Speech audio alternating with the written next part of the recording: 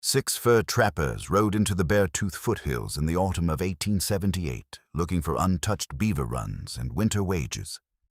By their 3rd week in the mountains, something was standing on the ridgeline each night and watching the camp below. Only 3 of them were there to see it clearly, because the other 3 had already gone. My name is Joseph Aldridge. I'm telling this account in the year 1921 from a chair in my daughter's house in Billings, Montana, where I have spent the last 4 years being old. I was 26 in the autumn of 1878, and I had been working the fur trade in Montana Territory for 3 seasons by the time of the expedition I'm about to describe. I've thought about setting this down in writing for most of my adult life, and I've consistently found reasons not to do it. The reasons were not cowardice, or at least I do not believe they were. They were more practical than that. I did not expect to be believed. I did not want to be known as the man who told a ridiculous story.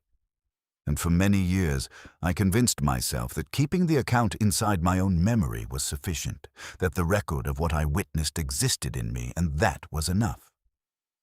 I am 81 years old now. I will not see 82. The record that exists only inside a dying man is a record that disappears. So I am telling this now. I want to establish clearly at the outset that I am not a superstitious man, and I was not one at 26. I was raised in a farm family in Darke County, Ohio, by people who placed their faith in what could be observed and measured and put to practical use. My father was skeptical of religion, thoroughly skeptical of folk tales, and would have had no patience for the kind of story I'm about to tell. I mention this because I want you to understand the frame of mind I brought to the events of that autumn. I was not a young man looking for mystery. I was a young man looking for beaver pelts. The party of 6 formed up in late September of 1878, meeting at a staging point outside of Columbus, a small settlement on the Yellowstone River. The man who had put the expedition together was a Scotsman named Hector Dunbar, who had been working the northern ranges of Montana and Wyoming for 15 years and had a reputation for finding productive country that other outfits passed by. He was approximately 45 at the time, lean and deliberate, and entirely without the kind of boasting that characterized most experienced frontiersmen. He did not tell stories about himself. He observed things and drew conclusions and acted on those conclusions without much discussion. I trusted him as completely as I have trusted any man I've worked alongside. The other 4 were Clement Russell, his younger brother Francis, a young Frenchman from Quebec City that everyone called Petit on account of his being compact in build despite considerable strength, and a Crow-speaking mixed-blood guide named Walker, whose full name I never learned and who never offered it. Walker had been born somewhere in the territory between the Yellowstone and the Missouri, and had spent his entire adult life mapping and working the high country of south-central Montana. He was perhaps 50 years old, though it was impossible to say with certainty. He was quiet in the way that people are quiet when they have no need to fill silence with noise, and his assessments of terrain and weather and animal behavior were invariably correct. We loaded 4 mules with gear in Columbus on the morning of September 28th and rode north. The weather was clear and cold, with the first light frosts already occurring at night and the aspens in the foothills turning their full yellow. The mountains to the south were already white above the tree line. The country we were riding toward was high and remote and difficult, which was exactly why it had not been worked heavily. Walker had identified creek systems in the Beartooth foothills along the upper Stillwater drainage that he believed held undisturbed beaver populations. And everything he had said about the productivity of the country in his previous visit had turned out to be accurate when he had scouted it the previous autumn. We expected difficult terrain and productive trapping. We expected cold weather and long days of hard work. We did not expect anything else. The ride-in took 3 days. The last day was the hardest, following a narrow track along a creek bottom that required us to dismount and lead the mules through several sections where fallen timber blocked the trail. By the time we made camp at the site, Walker had selected, in a wide bend of the main tributary creek about 8 miles from the eastern ridge. The mules were tired and the men were quiet. We made a fire and ate and set up the canvas fly and turned in early. I remember the sound of that creek on the first night, and loud and constant and somehow reassuring, the sound of a place that had not been disturbed in a long time, that was still operating on its own terms. The first week and a half was everything we had hoped for. The beaver sign in the creek system was exceptional. The dams along the main tributary were large and well established, the lodges numerous and active, the runs between the ponds fresh and heavily used. We set our traps in the lower sections first, rotating upstream as we worked, and the haul was consistently impressive. Hector moved through the work with the efficient cheerfulness of a man who has made the right decision and knows it. Walker scouted ahead each day and came back with locations for additional sets, and his reads of the water and the animal patterns were always right. Even Clement and Francis were getting along, through their usual friction suspended by the shared satisfaction of productive work. The country itself was beautiful in an austere and particular way. The creek bottom was thick with alder and willow, and the larger cottonwoods showed their yellow against the dark timber on the upper slopes. The foothills rose from the creek to the east in a series of rocky terraces, each one steeper than the last, climbing through stands of lodgepole pine and then into open grass and boulder fields before reaching the high ridge that formed the eastern skyline of our camp. The ridge itself was dramatic, a long, unbroken wall of gray rock running north and south, its face catching the morning light directly and throwing it back warm and amber in the last hours before sunset. In the middle of the day, when the sky was clear and the work was going well, and it was a pleasant place to be. At night, it was something else. I do not mean that the nights were unpleasant in any identifiable way during the first weeks. The weather held, the camp was comfortable, and the fire was adequate against the cold. But there was a quality to the darkness in that particular draw that I noticed from the first night and never fully got comfortable with. It was partly the ridge. The ridge was too close and too high to feel simply like topography. When you lay in your bedroll at night with the fire damped down, you were aware of that wall of rock in a way that was more than visual, more than the simple knowledge of its presence. It had weight to it. It had attention to it, if I can say something that strange about a feature of the landscape. I told myself it was the remoteness of the place. Not I'd worked remote country before, and knew that a certain quality of watchfulness settles on a man when he is far from other men, when the nearest road is 60 miles away, and the nearest town is further than that, and everything around him is operating by rules that are older than his presence there. I attributed the feeling to that. On the 12th night, I noticed the quiet. We had eaten, and Hector had gone to sleep early. Walker was awake but sitting apart from the fire in the way he did, visible but separate, watching the darkness with the patient attentions of a man who has learned that darkness contains information if you are willing to look at it carefully. Petite had repaired a broken trap spring by firelight and gone to bed. Clement and Francis were talking in the low voices they used when they were actually communicating rather than arguing. I was seated on a pack saddle near the fire, not particularly alert, looking at the coals. And then the creek bottom went silent. It was not a gradual tapering off. It was a termination. The birds that had been settling in the willows upstream simply stopped. The rustling in the deadfall above the camp stopped. The particular small sound of movement in the brush that any active forest makes constantly simply ended, all at once, as if a switch had been thrown. The creek itself continued. It is a creek, and it makes no decisions about noise, but everything biological in the draw went silent in the space of perhaps 3 seconds. I sat up straight on the pack saddle. I looked at Walker, as he was already looking toward the upper draw, completely still. The silence lasted approximately 25 minutes. Then it ended as abruptly as it had begun, the sounds of the forest returning in the same way they had stopped, all at once, everything resuming its ordinary business. Walker looked at me once and then looked back at the fire. He did not say anything. In the morning I asked him what had caused it. He said he was not certain. He said that this kind of silence, a total cessation of sound in a specific area of forest for a specific duration, was associated in the traditional knowledge of the crow with the passage of something large and old through an area, something that all the smaller animals recognized and responded to by going absolutely still until it had passed. He said the old men described it as the forest holding its breath. He said he had heard of it, but had not experienced it before in this particular part of the country. He said he wanted to check the upper draw before we started working. What he found above the camp on the game trail was not immediately alarming, but it was puzzling.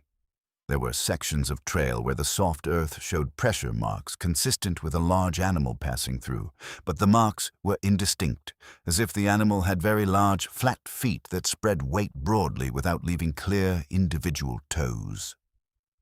Walker measured one section and said the spread of the impression was approximately 16 to 18 inches across. And he said it was unclear whether this was a single track or an overlap of several tracks from the same animal traveling the same line multiple times. We continued working. The traps were productive. The weather held. On the 16th day, in a stand of pine perhaps 300 yards above the camp, Hector found the trees. He called out to me, and I climbed up to where he was standing and saw what he was looking at. There were 11 or 12 pines in a loose cluster, each of them stripped of bark to a height of perhaps 12 feet from the ground. The stripping was not the work of an elk or a deer rubbing velvet from antlers. The bark had been pulled from the trees in long vertical sections, exposing the pale cambium beneath, and the exposed wood was scored with marks that I can only describe as claw marks. Long vertical gouges pressed into the wood with considerable force, spaced approximately 6 to 8 inches apart. The impressions went deep enough into the wood that when I pressed my thumb into one of them, I could feel the grain of the wood itself. Hector stood looking at the trees for a long time without speaking. The markings were at a height that required something approximately 12 to 15 feet tall to have made them. I stood against the nearest tree and raised my arm overhead as high as I could reach, and the top of my fingers was at 8 feet. The marks were well above that. Hector said that a bear was the obvious explanation, but that the score marks were not consistent with bear claws in their spacing or their depth, and that the height alone would require a bear of a size he had never encountered in any range he had worked. He said he was noting the location, and we would carry on. We carried on. But that night the silence came again, and this time it came earlier, before full dark, while there was still some pale light in the western sky. And this time the horses reacted visibly, both raising their heads together and facing east, toward the high ground above the camp, their nostrils working hard. I started the night watch rotation that evening. Hector agreed to it without discussion, which told me he was taking the situation seriously. We would keep one man up and armed through the night, rotating in 2-hour shifts. Walker volunteered the midnight to 2 shift. For 4 nights, nothing happened on watch. The silence came and went each evening, and the horses reacted each time. But no one saw anything, and Walker's morning checks of the upper draw found no new tracks. It was on the 18th night, my watch, that I first saw the eye. I had been on watch for perhaps 90 minutes. It was a clear night with the moon past full and bright enough to cast shadows from the trees. I was seated on a log at the south edge of camp, rifle across my knees, watching the east. The ridge was approximately 600 yards from where I sat. I knew its profile well by that point, having looked at it through 2.5 weeks of mornings and evenings. The boulder field on its lower face caught the moonlight in a particular way, and there were 3 or 4 large individual boulders whose shapes I could have drawn from memory. The shape that was there that night was not one of them, but it was standing upright, and it was large. The scale of it relative to the boulders I knew took several seconds to process. The boulders around it were 3 to 4 feet in diameter. The shape was considerably taller than those boulders by a significant margin.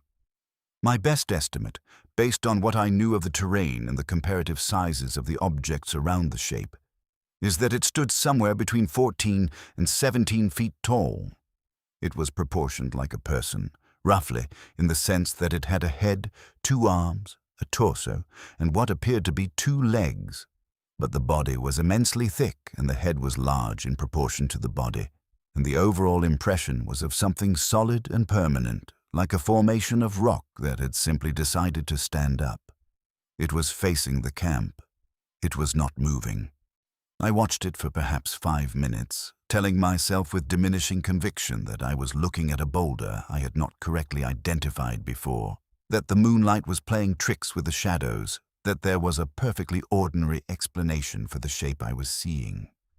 All of this internal argument was conducted while I also noticed that the shape had something I had not yet been willing to name, which was that it had a face, and in the center of that face there was a point of light. 1 point of light. Not 2. 1. I'm aware of how that sounds. I'm telling you what I observed. The eye was pale, the way an animal's eye is pale at night when lantern light catches the reflective layer behind the retina, and it was centered in the mass of the face the way a single lamp is centered in a window. At 600 yards distance, like an animal's eye, the size of a cat's eye is not visible. Whatever I was looking at, its eye was visible at 600 yards. I sat on that log and did not move for a very long time. When I finally moved, I rose from the log and took 3 deliberate steps backward toward the nearest tent. I reached down without looking away from the ridge and put my hand against the canvas and shook it twice. Hector came out within seconds, all ready with his rifle, the way old trappers come to consciousness. I took him by the shoulder and turned him toward the ridge before he could speak. We stood together looking at the ridge for perhaps 4 minutes. Then the shape moved. It did not bolt. It did not flinch. It stepped backward, 1 deliberate step at a time, with the unhurried quality of something that has no predator in its world, and therefore has never needed to move quickly away from anything. 4 steps backward, 5, and then it was below the ridgeline, and the boulder field was as I remembered it, and there was nothing there. Hector said only, "Wake Walker." The 3 of us sat by the fire until dawn. Walker listened to my description without interruption and without expression. When I'd finished, he was quiet for perhaps 2 minutes. Then he spoke.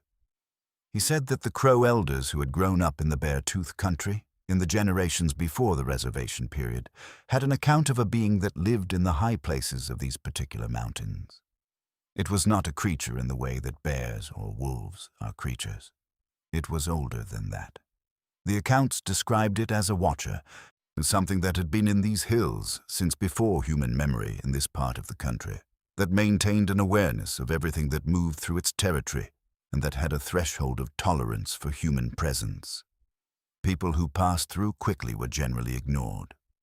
People who stayed too long and worked the land too heavily were subject to an increasing degree of attention, escalating from the felt sense of being watched to actual observation to, in some accounts, direct intervention.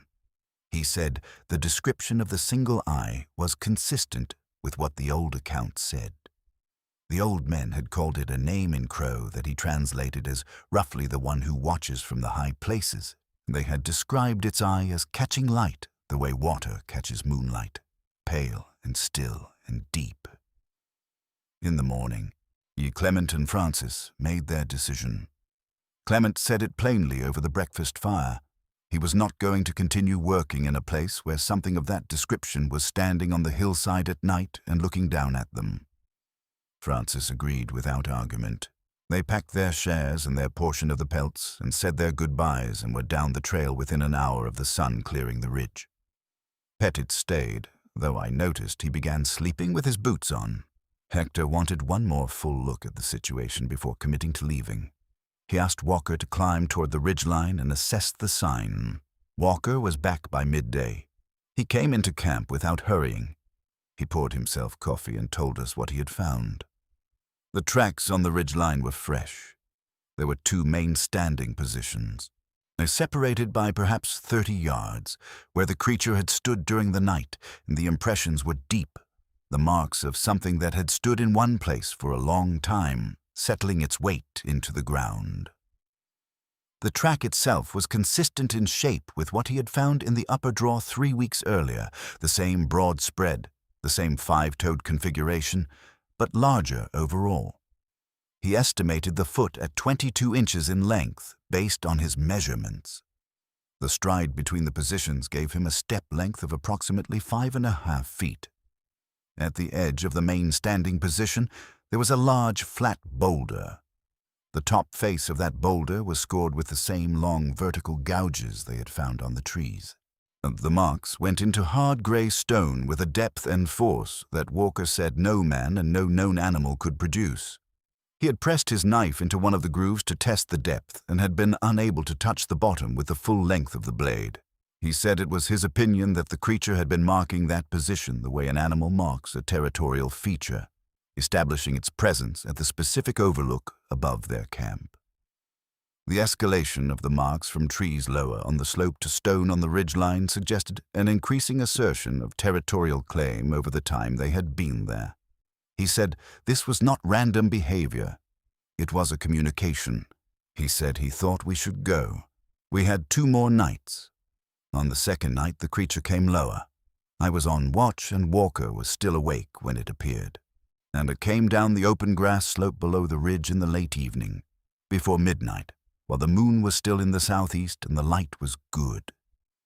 It was 300 yards away when we first saw it, moving at a steady, unhurried pace down the open ground. It was more visible on the open slope than it had been on the ridge. The full length of the body was clear in the moonlight, and I could see the movement of the arms as it walked, a slow pendulum swing that covered ground more efficiently than the pace would suggest. The head was large and set low on the shoulders in a way that reminded me of a bull's posture, a heaviness of the neck, a forwardness of the skull. The face was angled down toward the camp. The eye moved. I do not mean the creature moved its head. I mean the eye moved independently within the face. So turning slowly to take in the details of the camp in the same deliberate way that an observer surveys a scene when he has all the time in the world and is not worried about being seen doing it. It was the most unsettling single moment of the entire experience. That slow movement of the one pale eye sweeping across our camp, with the patient attention of something that knew exactly what it was looking at, and was in no hurry to stop looking. Hector came out behind me and stood at my shoulder. Walker moved to my other side. The 3 of us stood at the edge of camp and watched the creature walk its line along the open slope, keeping a distance that felt like a choice, not a limit. It could have come closer. There was nothing between it and us. But it maintained its 300 to 400 yard line, stopping once and standing for perhaps 15 minutes, looking at the camp, then continuing south along the slope before turning and coming back north as if it were pacing the boundary of something, marking a perimeter, showing us where we were. Hector raised his rifle at one point. Walker put his hand on the barrel and held it there.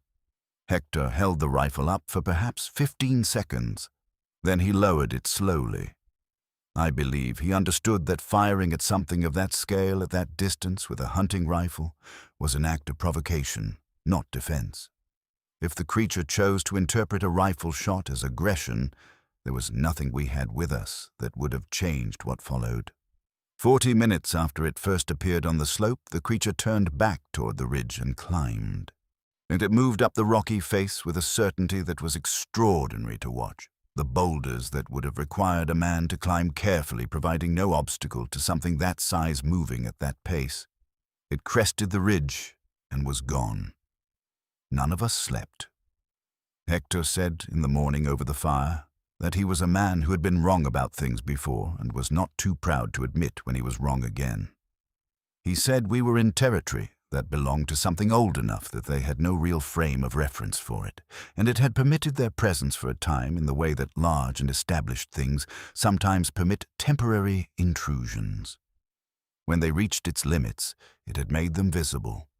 It did not harm them. It did not need to. as it was simply large enough and certain enough of its own authority in that place that showing itself was sufficient. He said they were packing today. We struck camp in the morning. We took the pelts, the animals, and the personal equipment, but left the camp itself standing, the fly and the poles and several of the heavier items, because getting out while the day was long mattered more than recovering everything we had carried in. We rode south, along the creek, in the grey light of an overcast morning. Walker was ahead, Hector and Pettit and I in close order behind. The horses moved with an energy they had not shown in days. Animals know when they are going in the right direction. I looked back once, from the first clear viewpoint south of camp where the eastern ridge was visible above the timber. The ridge was empty, and the boulder fields sat still in the flat morning light. There was nothing on the slope, nothing on the high ground, nothing I could see or identify as anything other than rock and grass and the cold gray sky of an October morning in the Montana Territory. But the feeling was still there. The specific quality of being observed, of being the subject of a slow and patient and entirely unsentimental attention, that feeling did not leave until we had ridden out of the hills entirely, and the valley opened up before us, and there were farmsteads visible in the distance, and the world felt ordinary again. I have lived with this account for 43 years. I have spoken to perhaps half a dozen men over those decades who worked the Beartooth country in the years that followed. 2 of them had seen something directly, both at night, both from a distance, and both of them described a single feature with a consistency that I found, under the circumstances, more disturbing than reassuring. Both of them described one eye. I do not know what lived in those hills. I know the measurements of its tracks. I know how long it stood on that slope and watched us.